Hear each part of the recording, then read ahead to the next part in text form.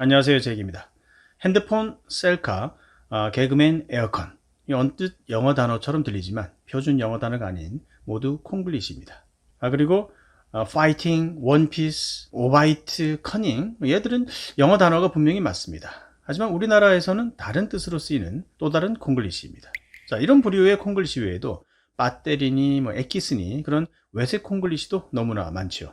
하지만 이런 콩글리시 단어들은 이제 틈틈이 이제 평소에 잘 구별해 두었다가 의식적으로 사용하지 않을 수는 있습니다. 문제는 우리가 영어로 말을 할 때 머릿속에서 한국어 단어와 영어 단어를 이제 1대1로 번역을 하는 바람에 의미가 제대로 전달되지 않는 그런 경우가 많은데요. 바로 그런 콩글리시 표현들이 더 큰 문제라고 할 수가 있습니다.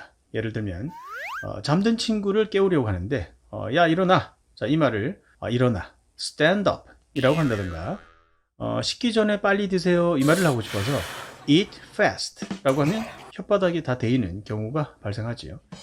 그리고 thank you 라는 말에는 you're welcome 이라는 대답이 자연스럽게 나오는데요. 천만에요 라는 의미로만 이제 외우다 보니 누가 발을 밟아서 I'm sorry 라는 말에도 반사적으로 you're welcome 이라고 하는 그런 경우가 있습니다. 그러면 상대방은 you're welcome 이라고? Do I have to step on his foot again? 다시 한번 발을 밟아야 하나? 하고 잠깐 고민할 수도 있습니다. 왜냐하면 You're welcome은 당신은 환영받는 반가운 사람이라는 뜻이기 때문에 고맙다라는 말에나 적절한 대답이기 때문이죠.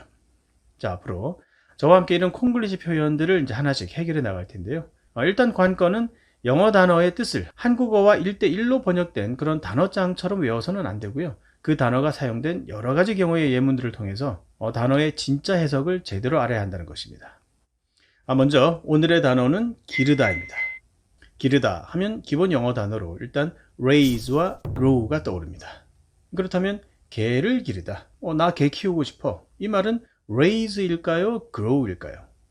답은 raise. I want to raise a dog입니다. 식물을 기르는 것에도 raise를 사용합니다. 자식을 기른다, 애를 키우는 이런 동사도 raise를 사용합니다. 특히 이렇게 사람을 키울 때는 bring up 이라는 표현도 많이 사용하는데요. 아이를 먹이고 입히고 교육시키는 그런 부양의 느낌이 좀 더 드는 그런 표현입니다. 아이가 어느 정도 수준이 될 때까지 이제 돌봐준다는 의미로 bring up을 많이 사용합니다. He was brought up by his grandparents. 그는 조부모에 의해 길러졌다. 하여간 사람이나 동물을 키우는 것에는 이제 raise를 사용합니다. I was born and raised in Korea.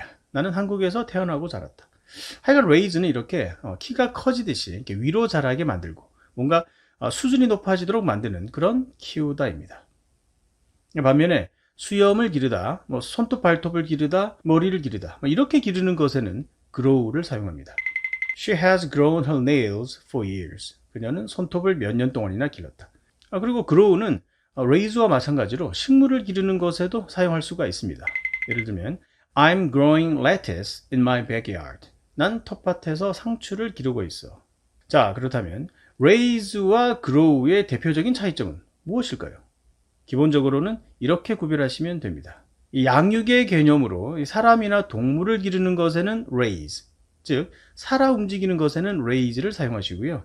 손톱, 발톱, 머리카락, 수염처럼 자라기 때문에 기르는 것에는 grow를 사용한다라고 일단 생각하시면 됩니다.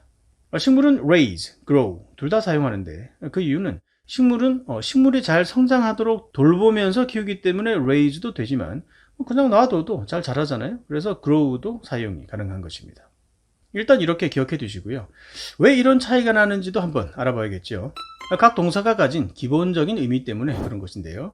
raise는 단어 자체가 raise your hand, 손 들어보세요 에서 보듯이 위로 들어 올리다 라는 뜻을 가진 그런 타동사여서 그런지 뭔가 위로 성장하게 만들거나 더 발전하고 나아지도록 보살피고 양육하는 그런 느낌의 키우다 라는 타동사입니다. grow는 일단 raise와는 달리 타동사, 자동사 모두 다 되는 동사입니다. 즉 키우다, 기르다 같은 타동사의 뜻도 있지만 그냥 자라다, 커지다, 성장하다 이처럼 자동사의 뜻도 가지고 있습니다. 그러다 보니 굳이 누가 키우지 않아도 자연적으로 성장하고 커지는 그런 존재들, 즉 손발톱이나 머리카락, 수염 같은 것들은 grow를 사용하는 것이죠. 자, 그렇다면 수염 기르세요? 자, 어떻게 말을 할까요? Are you growing a beard? 이렇게 말하면 되고요. 수염은 내 의지와는 상관없이 깎지 않으면 밖으로 계속 자라나게 되죠. 그래서 이렇게 표현하기도 합니다. Are you letting your beard grow out? 수염이 자라도록 하는 거야? 뭐 그냥 기르는 거야? 자, 이렇게. 이제 감이 좀 잡히시죠? 물론 사람이라 하더라도 키나 몸은 나이에 따라 자연적으로 성장하는 것이기 때문에 양육하고 키우는 것이 아니라 그냥 자라는 것을 말하고자 한다면 당연히 이때는 grow를 사용할 수 있습니다. 그래서 육체적으로 성장이 다 된 성인을 grown up 이라고 하죠. 양육의 개념일 땐 raise, 자연의 법칙으로 자라는 것에는 자동사 grow의 개념이 됩니다. He grew up lonely. 그는 외롭게 자랐다. She grew up to be a teacher. 그녀는 자라서 선생님이 되었다. 참고로 grow의 어원은 씨앗이 자라나서 풀이 되는 grass와도 관련이 있고요. 또 그 grass의 색깔은 녹색이죠. 그래서 green 또한 같은 어원이 되겠습니다. grow 동사는 불규칙적으로 변합니다. 과거형은 grew, 과거 분사는 grow운입니다. raise는 규칙 변화합니다. raise, raised, raised. 간단하죠. 자, 기르다, 키우다. 한국어로는 같지만 영어로는 raise와 grow로 나누어질 수 있다는 사실을 알게 되었고요. 참고로 병을 키우다 같은 말은 어떻게 할까요? 잘 생각해 보세요. raise건 grow건 간에 이 키운다라는 말은 내가 좋아서 필요에 의해서 키우는 것인데 병이 뭐가 이쁘다고 키울까요? 그래서 병을 키운다라는 표현은 한국어식 표현입니다. 예를 들어 병을 알고도 굳이 치료하지 않고 내버려뒀다면 우리는 병을 키웠다라는 식으로 표현을 하지만 영어식으로는 병이 자라도록 내버려둔 그 상황 그대로를 묘사하면 됩니다. 이건 대단히 중요한 부분인데요. 영어식 관용 표현을 다 알지 못하는 상태라면 이렇게 액면 그대로 그냥 묘사하는 것이 바람직합니다. 아무튼 그래서 영어로는 폐암 환자가 알고도 담배를 피운다고 해도 He raised his cancer 라고 하지는 않습니다. 대신 He let his cancer grow 라고 표현하죠. 암이 자라도록 했다는 것입니다. 그래서 방치했다라는 뜻의 단어 neglect를 사용하기도 합니다.